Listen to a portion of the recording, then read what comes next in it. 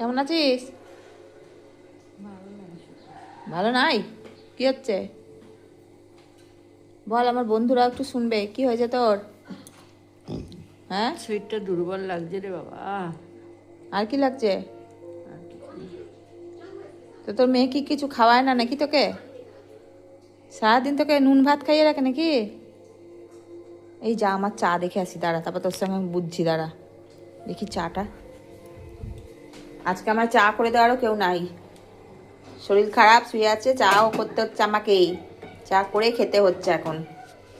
খুব শরীর খারাপ ওনার, জ্বর এসছিল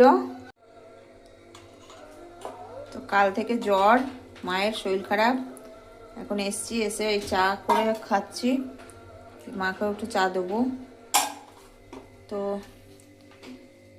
রান্না সকালে করে গেছিলাম, এখন এই ডিউটি থেকে এলাম, এবার একটু চা খেয়ে নিই, তারপরে মেশিনে কাজে বসবো। চা খা, পাটাকে ঢাকা দে তবে বাস নে খা।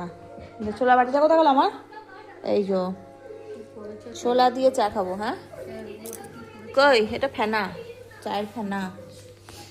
নাও চা দিয়ে এই ছোলাটুকু দিয়ে খাবো এখন, খেয়ে দিয়ে তারপরে কাজ করবো। হ্যাঁ কি গো, চাটা খেয়ে নিই তারপর করছি। এখন আর শুনতে পাবে না কানে। বসিয়ে দিয়া ফুটফুট করে হোক কবি দিয়া। কোথায় বসিস?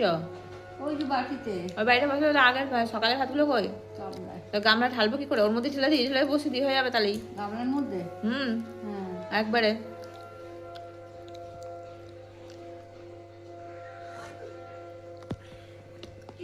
চাটা খেয়ে নিয়ে করি, তুমি এখনই খাবে? ঠিক আছে।